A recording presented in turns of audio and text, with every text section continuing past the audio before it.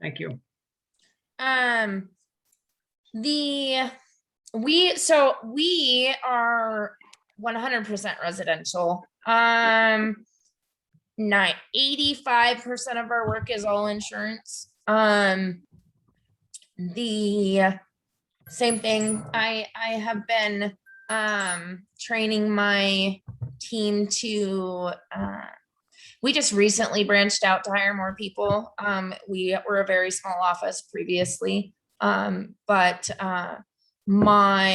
so I'm training my team to also work the insurance claims, a lot of supplementing, a lot of loopholes. We do the same thing, see if we can't get an intel report to see if a shingle is discontinued, so on and so forth. How does like the whole like sales process for you, just a quick overview, like, okay, there's a hailstorm, you send your sales guy out, do you have like a form that people fill out, or how does the whole process go? For us, it's phone.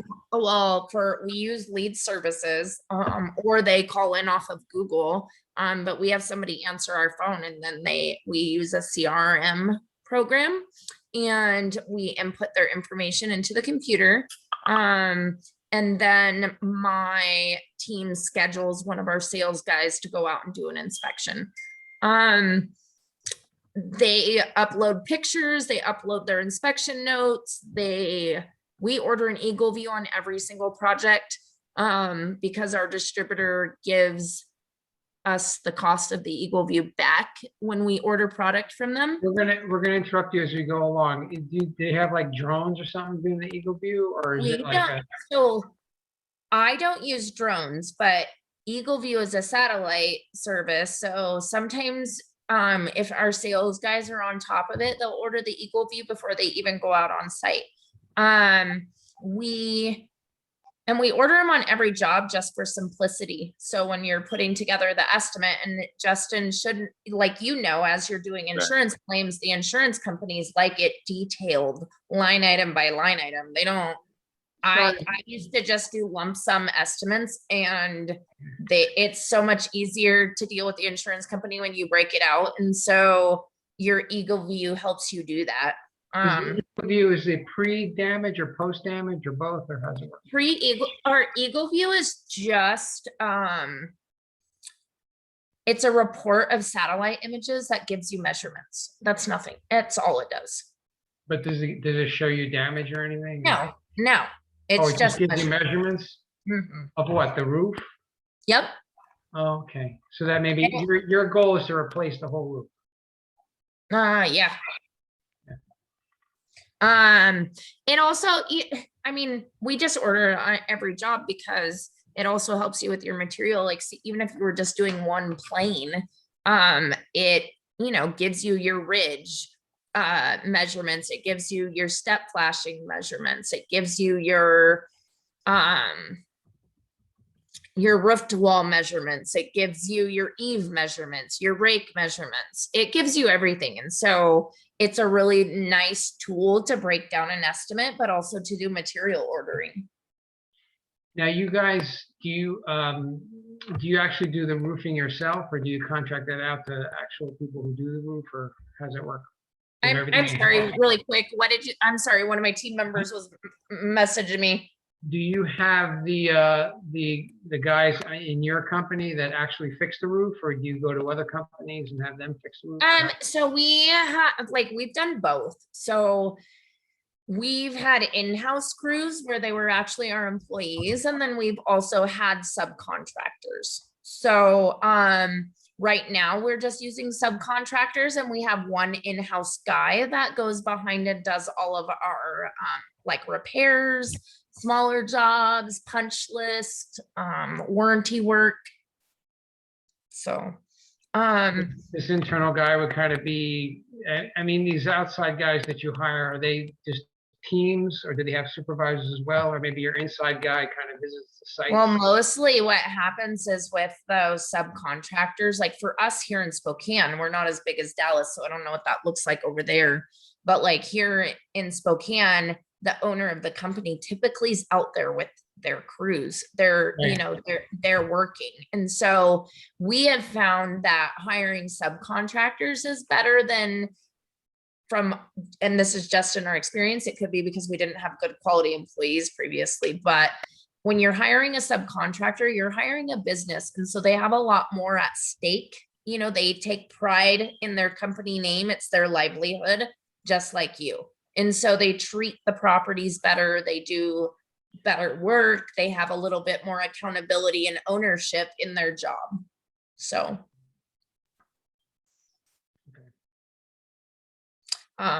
What other And then, questions? like, what happens there? Do you guys have in-house people dealing with the insurance, or do you use a third party, or, because I know No, that's we, crazy, right? so in-house, so let's go back. So our sales guys, so previously, before this summer, I never had sales guys. It was me and my husband. And then we had like our office staff. And so we've just ventured out into having sales guys because we're growing and we can't do everything ourselves. Yeah.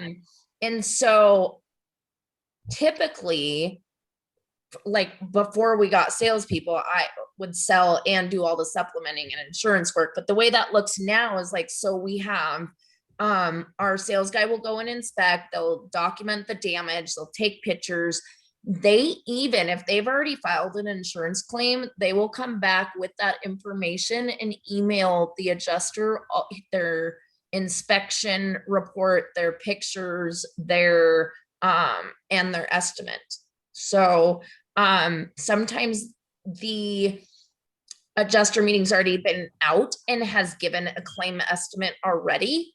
And then we have ours. And at that point, we have like a insurance gal in the office that runs comparisons. Like, okay, insurance is missing ice and water. Insurance is missing step flashing. Insurance is missing, you know, a satellite, a chimney, whatever they're missing, or their quantities are off. And so she'll take over and contact that adjuster and let them know, like, here's a list of things. We got your claim estimate. Here's ours. Here's the differences, because I don't know about your guys' experience, but mine is they will not do the legwork. If you send them an estimate, they're like, well, here's ours. And you're like, but they're different, right? They don't do the legwork, you have to. So we have a gal in the office that does that. Supplements for all your sales reps deals. Yeah. Moving, like, we have a couple of good guys. We want them to do their own supplementing because they're obviously getting paid on it. But I feel like we probably will stay with the person in the office doing it, because what I've found is that the ladies have a little bit more attention to detail. They're sitting at a desk all day. You know, they don't have like a million other things on their mind. So, and so that's how we do that. The salesman, if they haven't filed an insurance claim yet, they will walk them through the process of starting a claim. They'll enter the adjuster's information. The best scenario that I have found is, so when you file the claim and there has not been an adjuster inspection done yet, is that the salesman knows what should be on a full estimate from the insurance company, meaning, yes, we should be getting paid step flashing. Yes, we should get roof to wall. Yes, we should be getting this chimney flashed. Yes, we should get this, because we always go back and meet the adjusters on site. So we were already on site. They filed a claim. The adjuster's coming next week. We go back out there. To nail everything on the head right then and there at that meeting is going to save you the most time and the most money, because you're not spending time chasing your tail after the fact trying to get them to add stuff. So I feel like it's really important to educate your salespeople on what should be covered and why, like those additional items, because you can get them added right then and there if the salesman does a good job. And you don't have to go back and supplement. Is it mostly wind damage up there? Yeah, I don't think I've seen like one hail estimate. We don't get that here. Yeah. You have wind damage and Yeah. Which isn't it's like, so we fight with insurance companies a lot because people think wind damage is just obvious. Well, it's not. Unless you have missing, I mean, there's so much, shingles have bent and cracked and bent and cracked and flew up. Well, that's wind damage too. The integrity of the shingle has been ruined, but sometimes insurance companies, unless there's like a big chunk of missing shingles, they're like, no, thank you. So that takes a little bit of convincing. And then, okay, I guess you come to an agreement with the insurance company, they come up with an amount. right? Pardon? Do they come up with an amount? They're like, this is what we're gonna allow? Yeah, and so that's another thing that's always negotiable. Like, so you'll get customers that are like, insurance already paid us. Well, so I've been dealing with insurance companies for 3 years now. And during those 3 years of dealing with them, I have seen one complete claim. Meaning they've given the customer the money, the customer thinks that's all they're getting. Well, then when they see your estimate, they're like, oh, I can't use this contractor because I haven't got enough money. No, yeah, you can. We just need to look at your claim estimate and see what they left out, right? I haven't seen, like I said, one complete from the day that I started doing it. And they leave out code required items. They, and these guys they're just not thorough. They're just not So- thorough. The thing we kick around too, we talked to somebody in Florida about that. They use a third party to kind of negotiate with the companies, and then they pay us in advance. Like, and then they deal with the insurance companies, which is awesome. I don't know if they have that in Texas or not, or do they have something like that up by you, or? I have no idea, but I'm sure they don't take think a so. pretty fat chunk out of it, and Yeah. I pay, my office manager handles all of my insurance claims, and she makes $25 an hour, and she's She does fantastic. that, okay, so she handles it, and it should be fine. Mhm. Did you do that through Xactimate? So we have Xactimate, but I've plugged all my pricing from Xactimate into my computer system. So once a month we go in and we update the pricing, and we just do it through our CRM. Oh, okay. I mean, we tell every adjuster like this pricing is from Xactimate, but I found it's hard to keep track of things because those estimates are being built in a whole different program. Then you have to scan them or save them and upload them into your system, and then they're not tracked through your process. What CRM are you guys thinking about using? We're still researching that part too. What do you recommend? Not Job Nimbus. Not Job Nimbus? No. Okay. It was good when it was amazing and a godsend when I went from none to it, right? But as you grow and are trying to streamline processes, it's just not the one. So, You like AccuLinks or something? a lot of people I know use AccuLinks. I think it's a little too simple. I've looked at it. We're in the middle, like you guys should look at GiddyUp. GiddyUp, like it's a little more expensive, but they only get paid if you win the job. So that's $50 per job you win, right? So they're constantly making changes to streamline their system because they only win if you win, right? And so, like for instance, with Job Nimbus, we had a major security breach on our end. And when I say security breach, I mean, we had a lead when we had our in-house crews. You have to give them access so they can update your jobs, right? Well, supposedly they have limited access where they don't get to see the actual financials portion of the jobs, right? They can just see notes and emails and such. Except if your information was attached to an email, which isn't that how you send your stuff out, right? We don't do any sales on the spot, like at all. our inspectors they go and do an inspection, and they are knowledge providers, and they go back to the office and do the estimate and email it over to the customer. One of our core values is a no sales approach. And it has worked really well for us. So we don't sell on the spot, but, so all of our estimates are emailed to our customers, right? And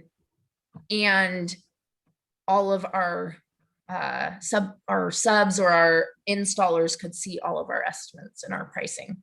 And so that's a big security concern, right? Like, so we called them up, like, and they're like, no, your financial tab is not accessible to them. And yes, but the information's in emails, which is accessible to them. And they were like, well, this isn't on our list to fix, right? And so for us, we are in the process of switching programs, but that's been a very difficult thing with Job Nimbus, is the things we do see that need to be improved. You know, every computer program is that they don't know if they need improvements unless you tell them. Like, they have certain links that you can report, like changes you think should happen and things. They don't do live updates on a regular basis. And we're switching to a company that, you know, they win if we win. So they're constantly doing updates, right?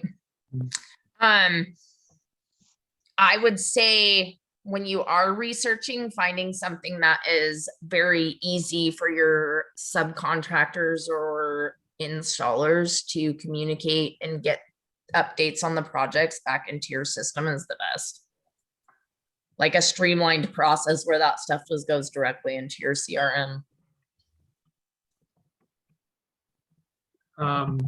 That was what I was gonna ask you before. So say you do all these work, your sales guys, I mean, is it locked in, or they can just say, hey, this is what we can do for you?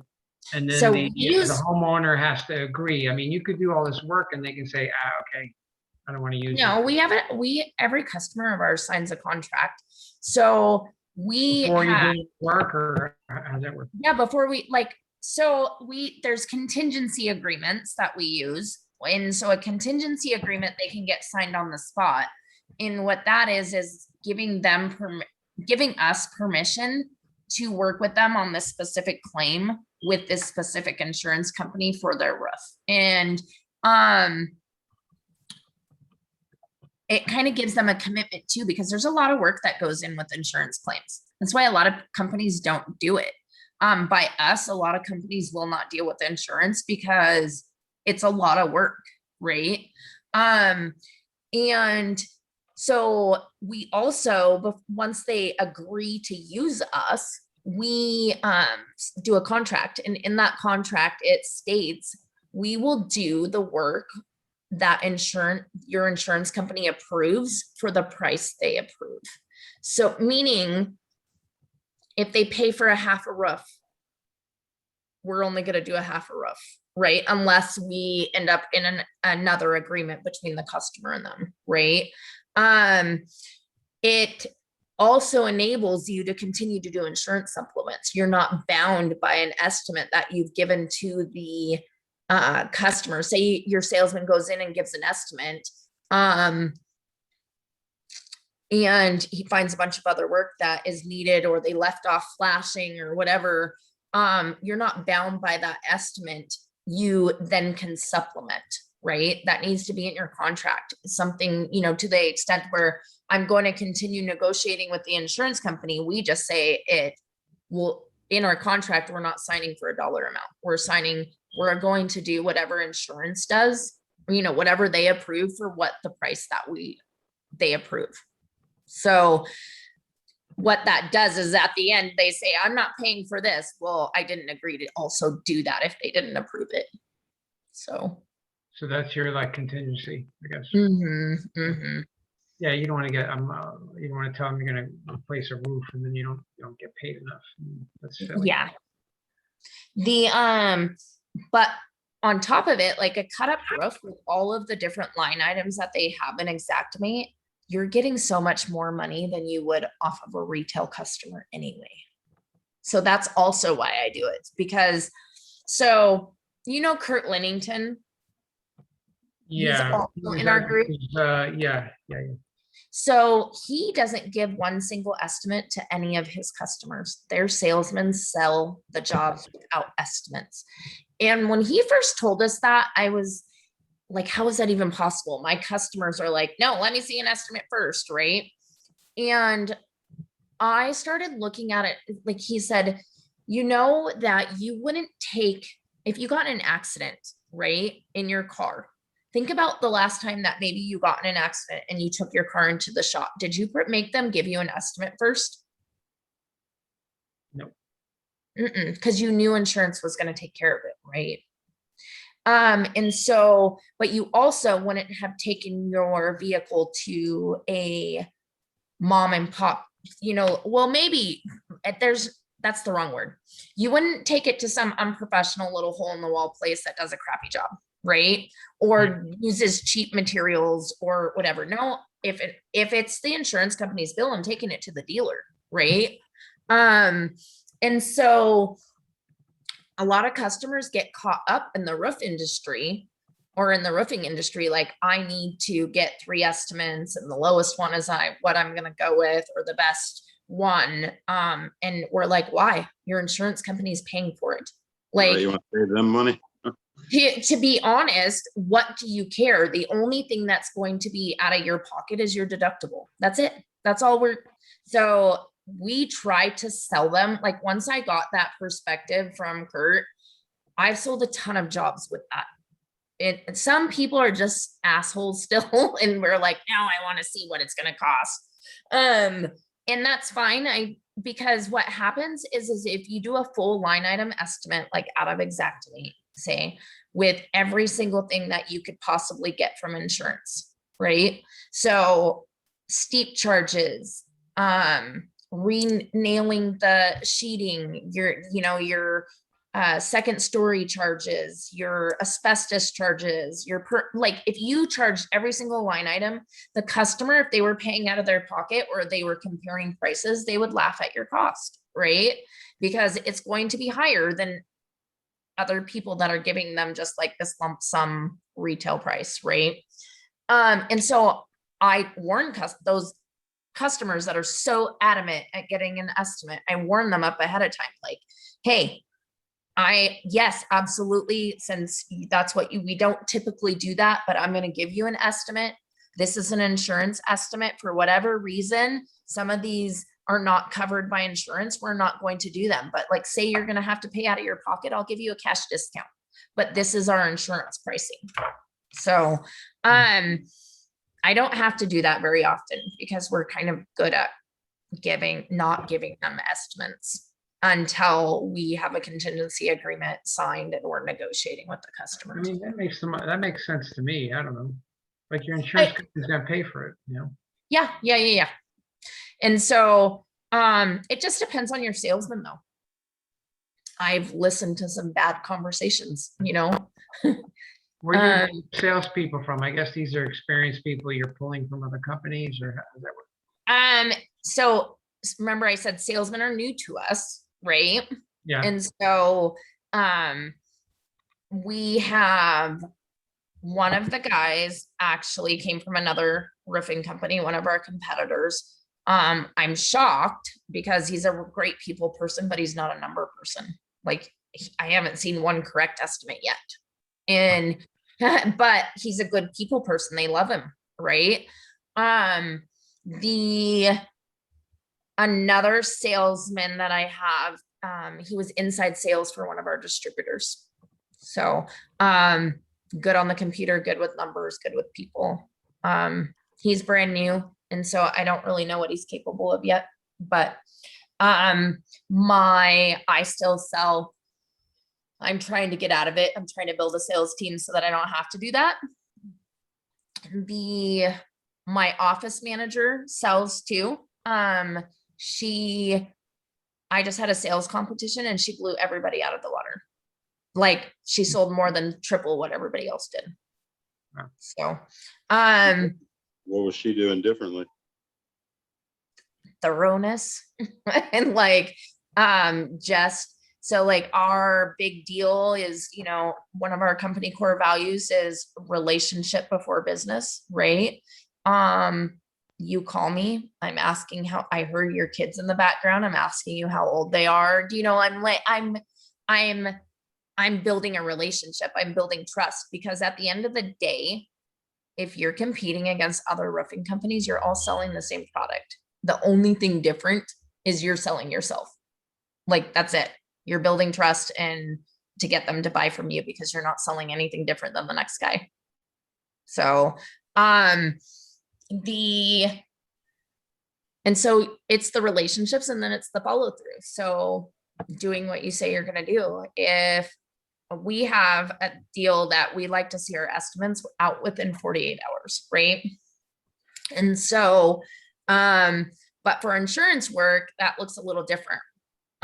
There should never be a job of yours that doesn't have some type of touch, you know, for at least 3 days, right? Especially insurance, like following up, like making sure, including the homeowners in the insurance emails. We're big on communication, and she's big on communication. So that's what sells the jobs. So, you know, you are selling your business, you're selling yourself. What makes you stand out more than the next roofing company? Because I guarantee you they're even offering the same product as you.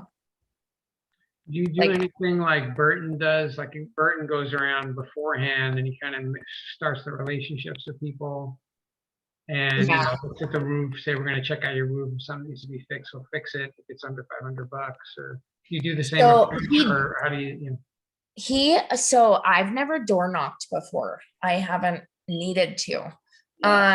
We are growing though, and I want to door knock, right?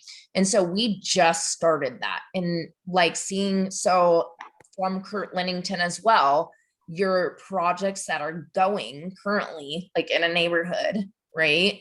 That you touch every single door touching that. Yeah, it's called a 6-pack. Does he And have so- any training? You talk about Kurt. Does he do any training or something, or seminars or something about the industry? No, Or we is he just a had guy like, that's approachable just to talk to him, or he's super approachable.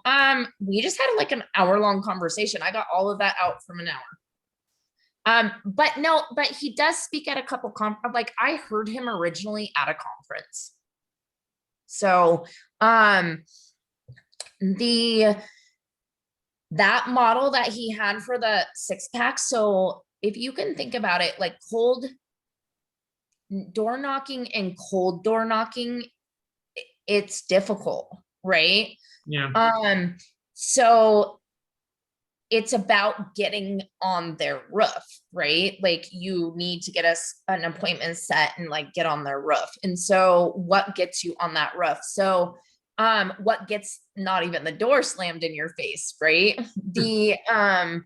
And so for instance, like if my next door neighbor was getting, like if we were next door and they were getting their roof done, that for us, we require this now too, is that they knock on 6 of the doors around them, and they're not selling themselves on the first soft touch. They're letting them know like, hey, we're doing Mrs. Jones' roof. I'm not sure if she told you, you know, so we're here in the neighborhood. We're going to be here for a couple of days. So I'm sorry, it's going to be loud. If you have any issues, it's hot out. If you see water bottles, or if there any debris gets in your yard, you might see me in your yard picking it up. If there's something I miss, here's my card, give me a call. And so it's a soft touch. You're building rapport and you're building trust, right? Letting them know that your company's there, going to take care of them. Then when the project is done, you go knock again, and you make sure like, hey, just wanted to let you know we're all finished. And, you know, did you have any issues or anything? And hey, did Mrs. Jones tell you we got her roof paid for by insurance? And we would love to do a free inspection while we're here, just so you know, even if you have 5 years left on your roof, at least you know, right?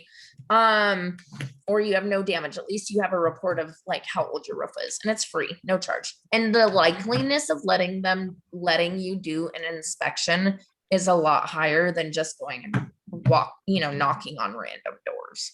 You've Yeah. already soft touched them, you got the relationship going, so Yeah. that's a good idea.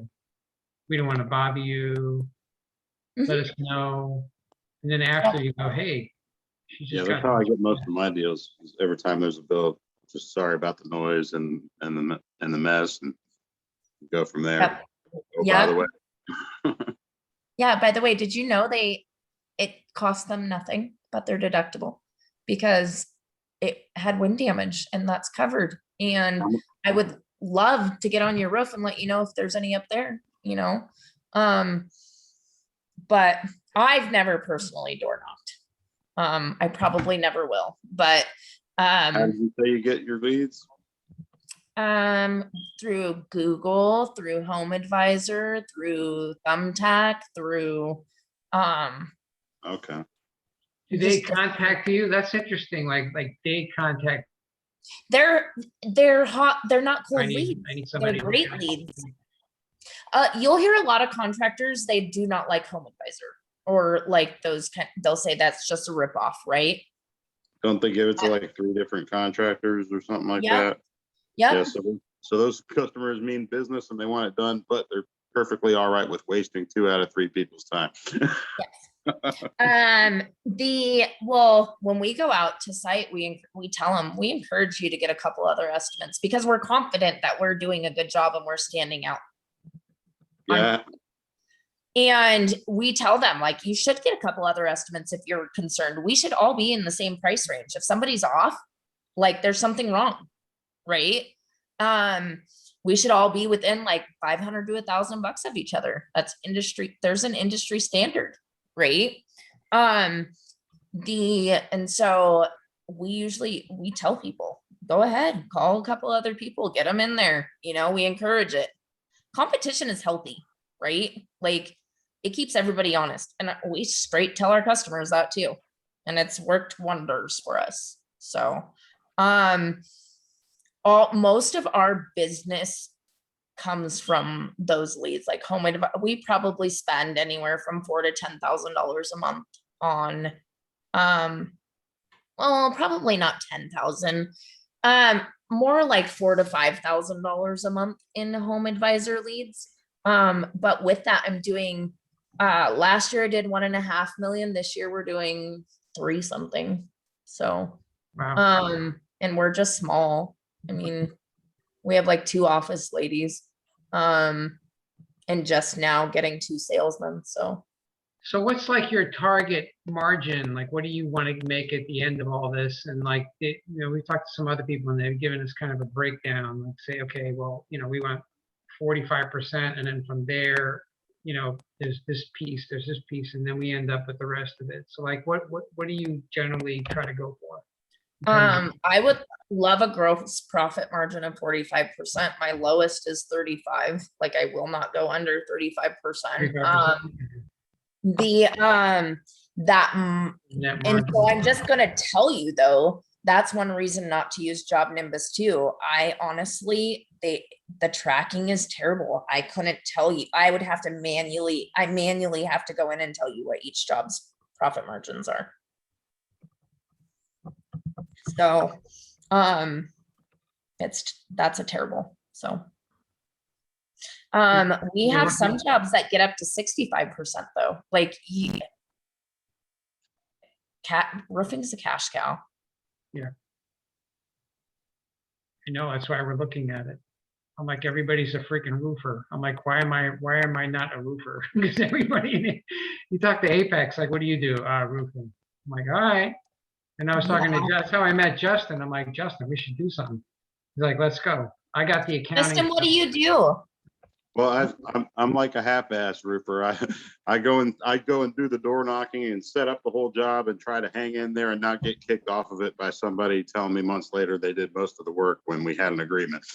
It's kind of sad actually, but I have set up some really, really big stuff for, some big mansions, and one of those guys owns a car dealership. We just go around saying his name and everybody's listening, especially with the commercial now. In fact, my buddies just went and looked at his dealership. We did the first, the family owns a couple dealerships, and we did the first one. I set up the whole thing with a cold call, got us to the kitchen table, to fix his slate roof. He already had the parts, but then when we got there closer to inspect, there was a lot more crack than we thought. So we pushed that through with the insurance because he had a good company and he sued his last insurance company. So we when they tried to put an engineer on it, we still bullied him into buying it. And then we did his brother's roof, who had a synthetic slate, and we put Da Vinci on it. And just now today, like during this call, they called me at the beginning to tell me they didn't find enough damage on it, damn it. But we're still his roofer, it's okay. So yeah, I go to this one area. I live by Houston, but I go 3 hours north to Dallas to go in this area and where we can name drop all the people we already did it for.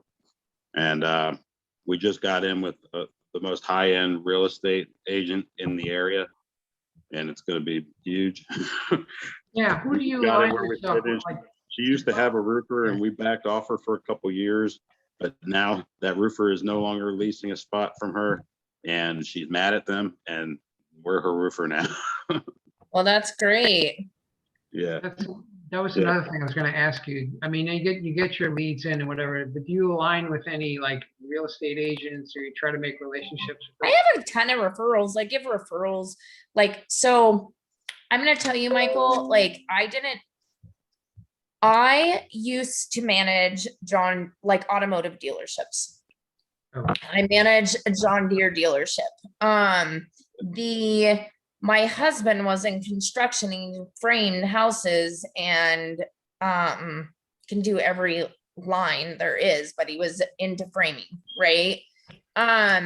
We were in the oil boom for a while when I managed John Deere, and they couldn't find tradespeople, right? And they're paying stupid money because of the oil field, right? And so my husband got into roofing because they said, hey, you framed these apartments, we also roof them for me, right?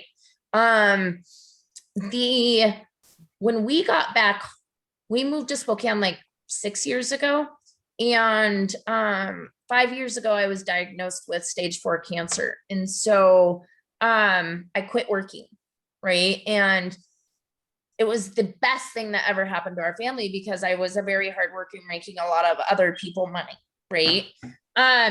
And so I started roofing here, like one guy, old guy, by accident, right? In my house, in my bedroom with a computer, and my husband was still framing. And the roofing paid all of his payroll, and I would only do like 3 roofs a month, right? And it was paying all of his framing. And I was like, this is just dumb. We're stopping framing. Like the profit margins are terrible. The roofing is great.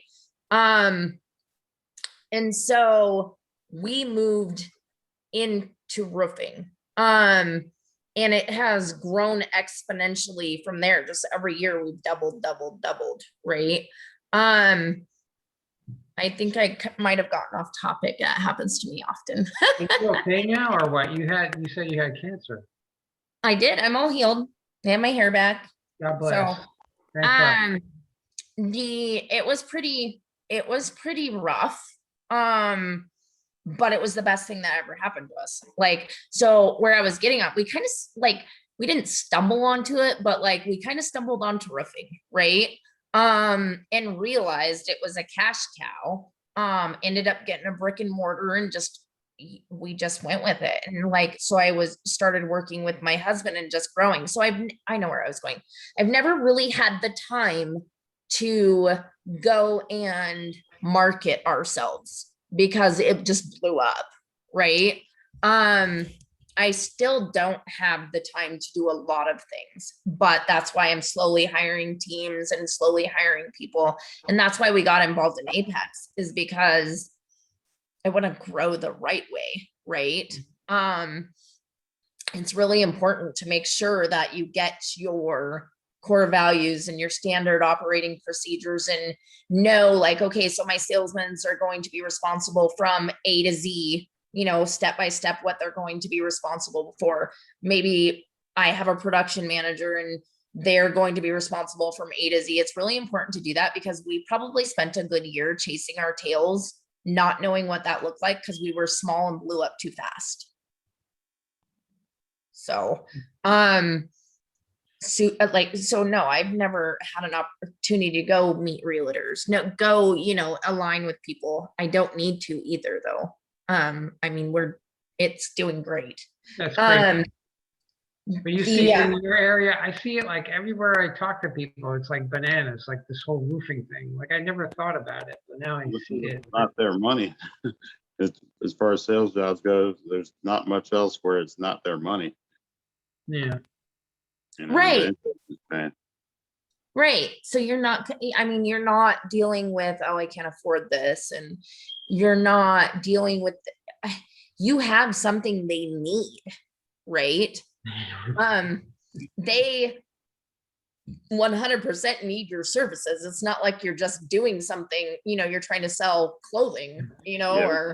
or yeah, it's something they need.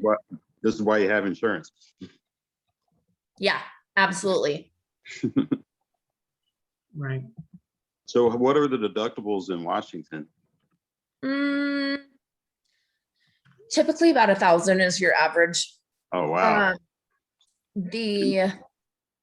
Pardon? In Texas, it's 1 or 2%, sometimes worse. One or 2% of the value of the home. Because they have so much damage, right? Mm-hmm. It's usually about 1,000. It's usually $1,000. You'll see some with 500.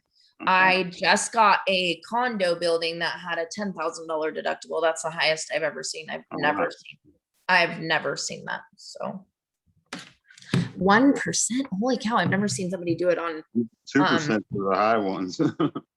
wow. I've seen them sneak in 3% with people that are real cheap with negotiating their premiums. And over the years, they'll eventually sneak in 3% on them. Right. I've seen AAA do that. Wow. Awesome. I'm getting a glass of water. You guys keep talking. Okay. I don't know what else. Did you ask her what she pays her reps? Pardon? What percentage do you pay your reps? So 3% of profit. And then of course, out of that though, that's like a starting. And out of that, like when you're costing out the job, there's admin fees and, for having an office and advertising and stuff. Yeah, what do you take that out first, the office cost? We do $750 a job, or is it 500? Is the cost of office cost, right? Okay. And then the cost of material, leads, Eagle views, if we paid for the lead, all of that comes out of it. And then they get 30% of that. If they sell over $1 million, is it $1 million? Hold on. Let me pull it up really quick. They get 30% of your profit after these. Yeah, after everything's said and done. Like you're saying 35%. So they look at 35 and then they get 30% of that, or is it a higher number? No, it's the actual profit. It's the actual profit of the job. Yeah, So like say for instance, materials, and if let's say for whatever reason, it goes below my gross profit that I want to stay at, then that comes out of their commission. Let me see here. And you're looking to 35% after everything. Yeah, is what that's my lowest. And so the reps run a lead, do an inspection, sign them up, get it bought. Do they order the Eagle View, or do you have Nope. someone in the office do that? Nope, they do it. Okay. And do they order all the? They order the materials too? So the goal, like, remember, I have new salespeople too. I can send you the sales commission write up too. So I do That'd be over helpful. $500,000 in sales is 40% profit. Over $1 million sales is 50% profit. To stay at 50% though, they have to bring in a minimum of $100,000 a month. From there on out, the second that they drop below that, they go back down to 40%. That's the- profit or the size of the job? Of profit. Okay.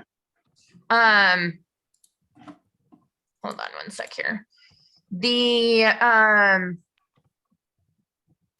Oh, I'm sorry. So if they fall below 40% gross profit, they only get a maximum of 30%.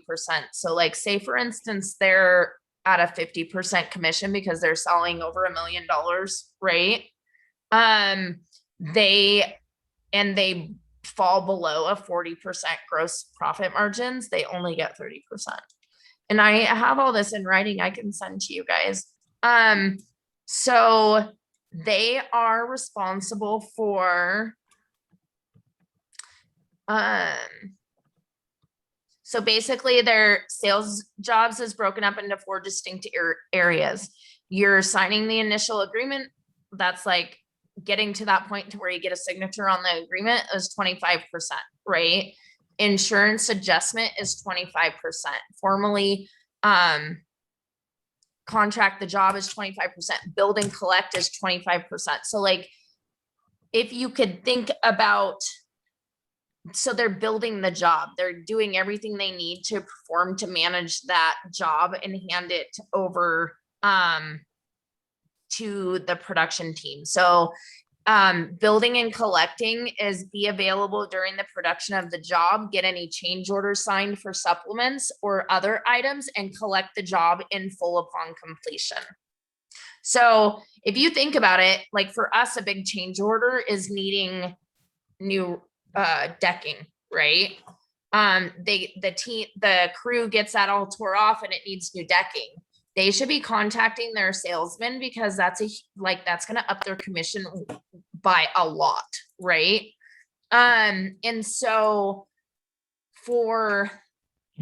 they're responsible for the change order. They're responsible for getting it approved from the insurance company. They're responsible if it's a retail job, they're responsible for, taking whatever picture, going to the customer and letting them know like, hey, you need new decking. It's going to be X dollar amount, right?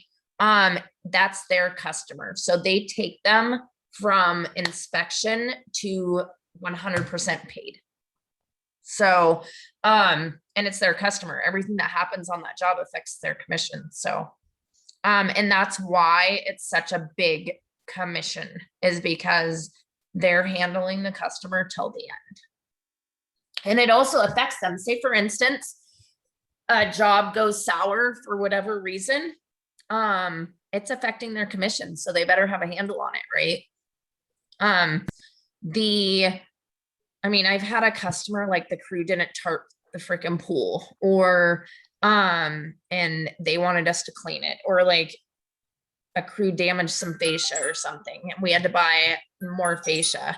That affects the profit of the job. It affects their commission. Right. So they need to be present a couple of times during the job to make sure it's going well and communicating with that customer. Give me 1 second, guys.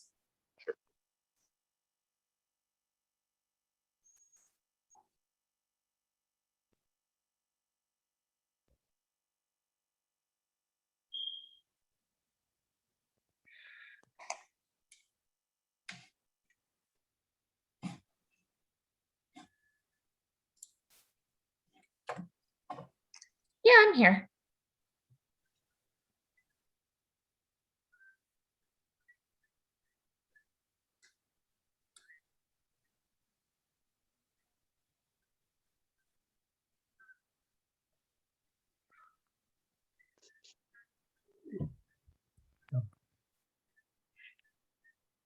And Justin, I got a call later with these solar guys.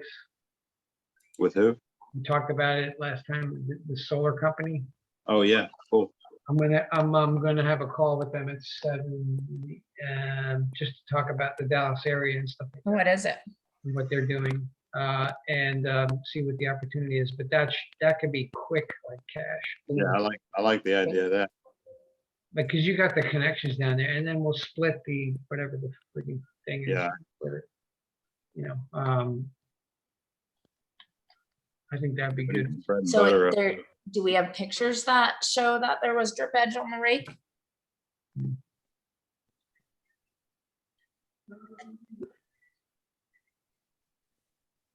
Which job is it? Well, you're not gonna see the starter, and that's typical, like, so us as a company upgrade and we put it on the rakes, but you won't normally see that on an old roof. Which job is that? Are you using this Eagle view down there? Down where Yes. you are? Wing? Yeah, we Okay. use. Let's look here really quick.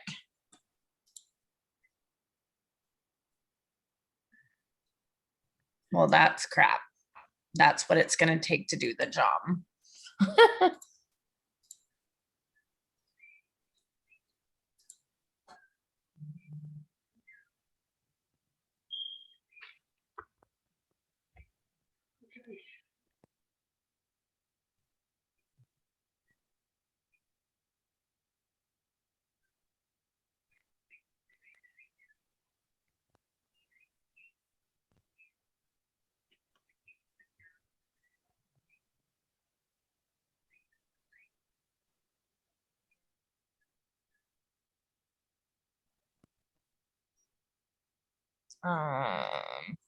Well, if it works, it works, but, there's absolutely no access to the back of that house. Like, that would be worth a manager call.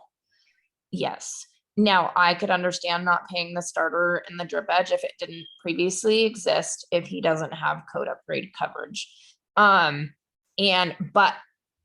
So the conversation with the customer is like, okay, you don't have code coverage, but I have to do these. The inspector will not sign off on your house unless this is there. So that's the drip edge and the ice and water, right? The starter up the rakes, that's just something we do as an extra. So like, I don't expect insurance to pay for it. It's not required.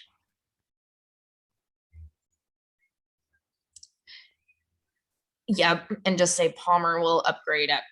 Palmer will upgrade this quantity at no additional charge. So I usually add it as an additional line item. I separate it. So like, here's the starter on the eaves. Here's what insurance is going to pay. Here's the starter on the rakes. They will not pay it. We will throw it in at no additional cost.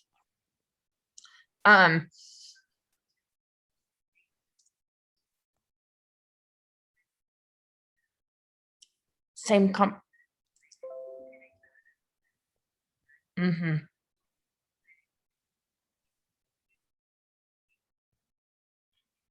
No, no, no, no, not at, no.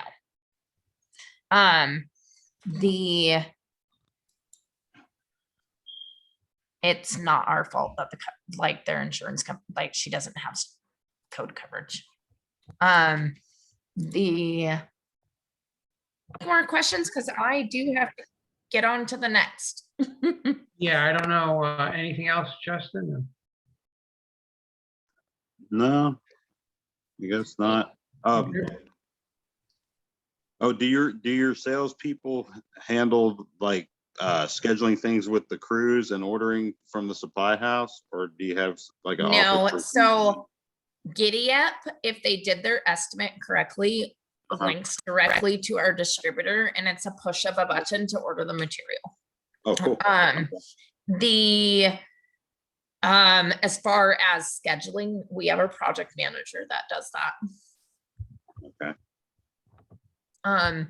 Just because we have multiple salesmen, and we have right now, we did have 2 crews. Right now we have 1 crew that we use. Multiple salespeople.